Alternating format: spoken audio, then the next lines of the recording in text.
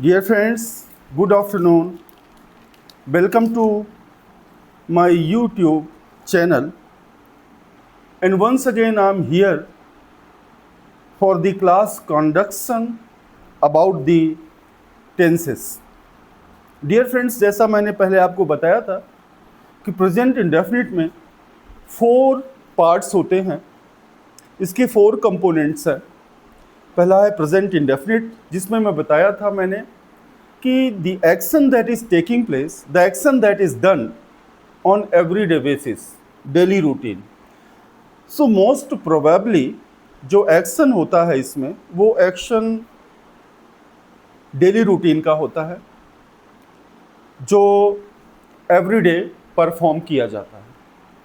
Second वो चीज़ होती है प्रेजेंट इंडेफिनिट में जो आपकी लाइक्स डिसलाइक्स होती हैं, जो आपकी हॉबीज़ होती हैं, जो आपका इंटरेस्ट है, उसको आप प्रेजेंट में एक्सप्रेस करते हैं प्रेजेंट इंडेफिनिट के माध्यम से। देन मैंने प्रेजेंट कॉन्टिन्यूअस में बताया था आपको कि the action that is going on at the time of speaking, जो बोलने के समय एक्शन चल रहा है वह प्रेजेंट कॉन्टिन्यूअस है। I am teaching you, I am teaching English, you are viewing my or watching my video on YouTube. So the action that is taking place or happening before the eyes, वह present continuous हुआ। इसका different जो second जो चीज़ है वह है इस scheduled action के लिए भी यूज़ होता है, शेड्यूल्ड एक्शन के लिए भी यूज़ होता है। जैसे मैंने आपको बताया था, I am going to market in the evening, तो इवनिंग में मैं जाऊंगा मार्केट, ये मेरा एक्चुअली स्केड्यूल्ड अथवा शेड्यूल्ड एक्शन है जो मॉर्निंग में होगा। इसको मैं इस तरीके से भी बोल सकता हूँ, I will go to the market in the evening. So we have to be very very clear that we can use both of these structures, both of these tenses. One is I will go to the market, and another one is I am going to the market in the evening. I will go to the market in the evening. Both are indicating at the same thing, at this same activity, at the same action. Both take place in the future. So it's up to your choice to use any one of them out of two as per your choice. But remember कि ये use होते हैं if somebody speaks and if you listen to someone, then you can figure out कि ये present continuous में भी future की बात बोल रहे हैं। Then present perfect. Present perfect means action has been performed. Any action, recent past में अभी means before some time, before some moments, जो action है वो perform हुआ है, and the action's result is impact is still in the mind of the speaker or the listener or anybody else. तो उसका impact अभी भी है। तो हमें ये समझना, I have gone to the market means I am not talking in the morning, I am not talking about 1 hour ago, but I am talking about recent phenomena. अभी जो रिसेंट फिनोमिना हुआ है, रिसेंट मैंने action perform किया है, वो है जिसके बारे में मैं बात कर रहा हूँ। देन सेकेंड चीज एक्सपीरियंस के लिए यूज़ करते हैं, जो 10 years बैक हुआ था, 20 years बैक हुआ था, 30 years बैक हुआ था, और वो एज एन एक्सपीरियंस काउंट होता है। जैसे I have done my qualification in so and so subject. So speaking I did my this is not actually appropriate. In the case of experience, whether it is related to any other activity, experience कई dimensions में हो सकते हैं, कई areas में हो सकते हैं। तो जो भी एक्सपीरियंस हैं उनको we have to talk about those experiences with the support of present perfect tense. ये हो गया. Then next, present perfect continuous tense. Present में भी चल रहा है वो एक्शन, पास्ट में शुरू हुआ. परफेक्ट मीन्स कि ये शुरू हुआ अभी, it has started right now, before some time, और 2 years, 3 years, 4 years बैक.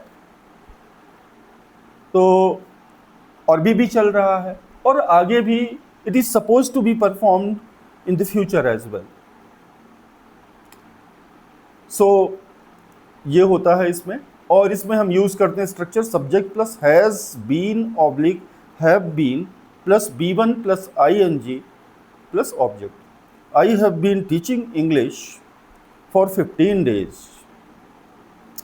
सो मैं 15 days एगो शुरू किया था सपोज करिए, और तब से लेकर के मैंने अभी तक कुछ एक्शन का पोर्शन मैंने परफॉर्म कर लिया है, और अभी एक्शन जो है चल रहा है, कंटिन्यू है, और फ्यूचर में भी ये इट विल गो ऑन, चलेगा. Then I have told you about, I have talked about using since and for. For use होता है पीरियड ऑफ टाइम के लिए, सिंस यूज होता है पॉइंट ऑफ टाइम के लिए, ये भी मैंने बताया था. So for I have been doing my work for 15 years, for 15 days, for 15 minutes, for 15 seconds, for 15 anything, 50 years back, for 50 years.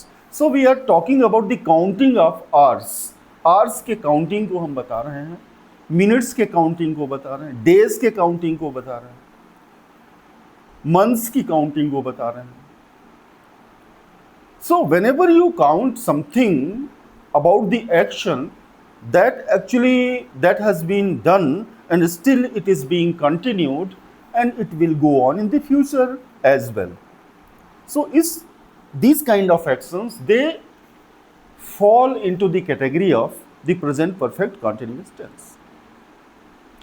So we have to be very very precise, very very clear to this point कि वो action जो हम present में करते, जो daily routine है, वो है प्रेजेंट इंडेफिनिट, जिसके स्ट्रक्चर्स भी मैंने आपको बताया था.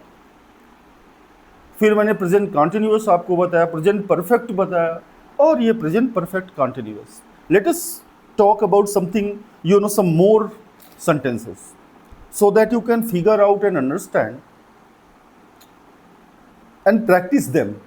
If you want to speak English, let me tell you once again, you have to follow LSRW. And what is that LSRW formula? Without it, no one on the planet could speak the language. कोई नहीं बोल सकता. So we have to follow LSRW. What is that? Listening, patient listening, and active listening. And I have seen people, very frankly, they talk about this. They want to develop their fluency. They want to be confident, but they are not able to speak because of just hesitation, because of just low confidence.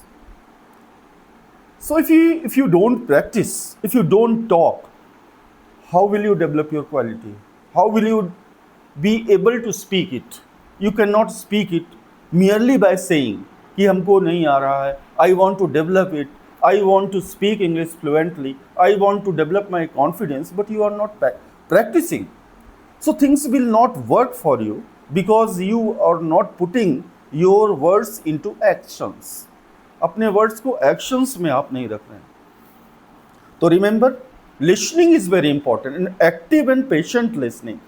Active listening means to notice and to observe each and everything of the conversation. जैसे conversation हो रहा है, teaching हो रही है, उसको सारी aspects को काफ़ी deeply observe करना, listen करना actively कि what are the facts, what are the structures, what is the formula. So then practice. So listening is one part, then speaking. Whatever you have listened, You have to speak.